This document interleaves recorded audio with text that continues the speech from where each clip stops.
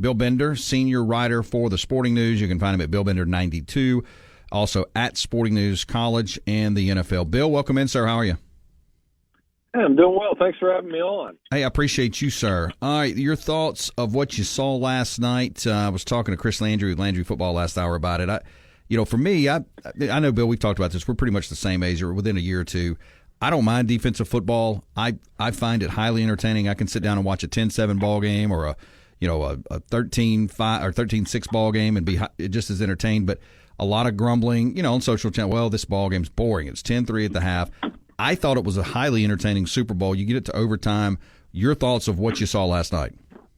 Yeah, you know what? You probably could have sat in the chair next to me and been just as happy. There you go. I love the game where the defense was solid, and you were kind of – I was watching it with a good friend of mine. We played together in high school, and we were talking about how it was cool to watch a game where you're like, the next play could determine this game. Mm-hmm. And it felt like that. And obviously, but here's the other thing I thought. Wonder if you felt the same way.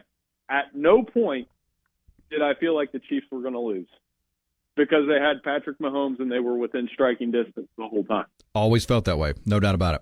Even after the trick play, I felt after the trick play, San Francisco might have had the momentum they needed, but with Patrick Mahomes, I mean, again, I never counted them out ever. No, and I mean the way he closed on those last two drives, 12-14. Making that fourth down run, they put, that's a coaching thing. Andy Reid put the ball in his best player's hands with the game on the line. And when you do that, I mean, that's a big reason why Andy Reid has worked into some higher level coaches or conversations about the greatest coach of all time. So, yeah, it was cool. It was a fun game, for it to end the way that it did, right down to the wire.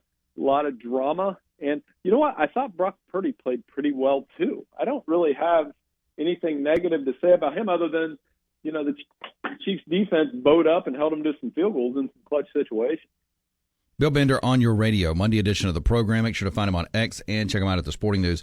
I agree with you on Brock Purdy. And, the 49ers are getting him at a good value right now on that rookie contract. He's going to get paid here after next year. Just way too early. I mean, do you see, and we got to go through free agency, the draft, all this kind of stuff. These two teams, are they the best two coming back, or will one maybe slip? Just, kind of a flyover of both organizations.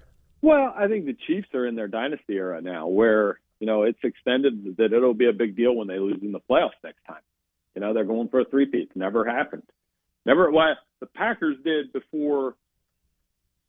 So they spilled it into there. So as Bart Starr once told me in an interview that they were the last team to do it. So, man, what a story that would be.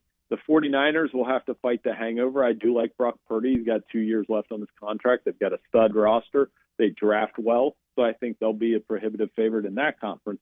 But teams like Detroit, Green Bay, Philadelphia, Dallas, they'll have something to say about that. And then the AFC is going to be so quarterback heavy that it's just amazing that Pat Mahomes continues to beat these guys.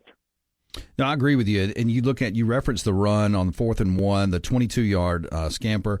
I thought that was a heck of a play call. I mean, you take those 9 carries, 66 yards on the night from Mahomes. You take that off the board, and, I mean, they're right at around 55, 56 yards rushing for the ball game. It felt like they just told Mahomes, hey, go do whatever it takes, win the ball game, and he did that. And, of course, using his feet, again, 9 carries, 66 yards on the night. To me, that was the difference in this offense, was his ability to create with his feet. Yeah, and, the scrambles. And, even the 49ers did a good job pressuring him in the first half. Nick Bosa, Chase Young, Eric Armstead. I mean, that's a good team, good football team. Christian McCaffrey last night, too, not to change the subject. I was thinking 160 total yards, pretty dominant performance, had it going in overtime.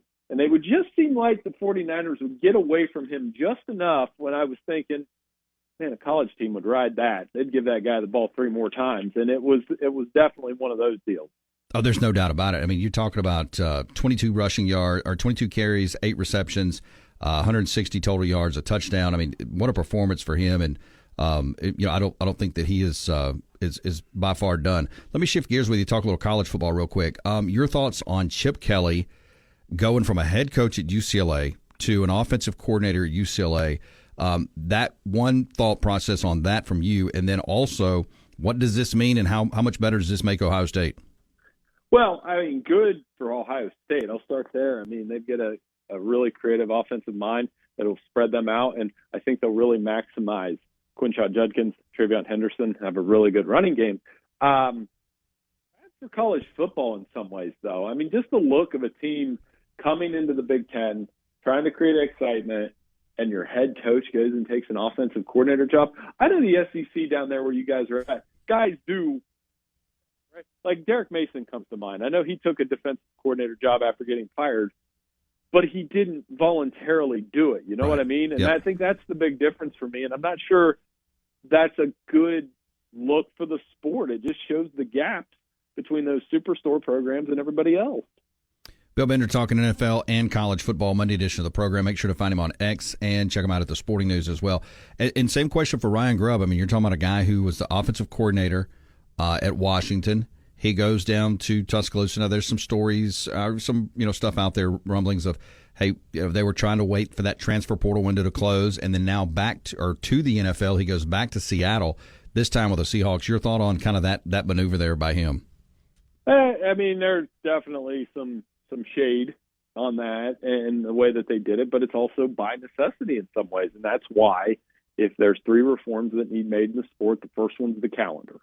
How do we fix the college football calendar? Because this was a wild coaching carousel, 30 changes, just unprecedented. How do we fix NIL? That's the next one. Do we get into the revenue sharing and that kind of thing? And then how do we fix the transfer portal? I think the transfer portal would fix itself a little bit if those 2 things were fixed ahead of it. I think we would have less transfers, and that's less of an issue for me than the other 2. Bill Bender talking college and the NFL. Bill, let me ask you one more question. I'll get you on your way. JJ McCarthy, there's been back to the kind of college / back to the NFL. Jim Harbaugh came out and said, hey, and I'm paraphrasing, I think JJ is the best quarterback that's ever played at Michigan. I think he's the best quarterback in this draft. Now, he doesn't need a quarterback now with the Chargers. You've seen kind of the movement of JJ McCarthy in some of these mock drafts. We'll see what happens at the Combine and more. Is JJ one of the better quarterbacks in this draft in your mind?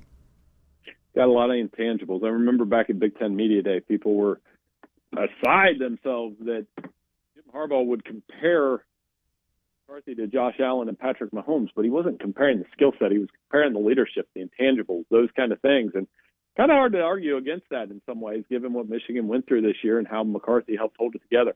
I do think he will have better numbers and be a little bit better in the NFL than he was at Michigan. That might not make sense, considering he was 23-1 as a starter, but I think the receiver talent in the NFL and his arm will mesh. It might take a minute, but he's got a little bit of this year's Will Levis feel to him because of those things. I think he'll be a very popular person at the NFL Combine.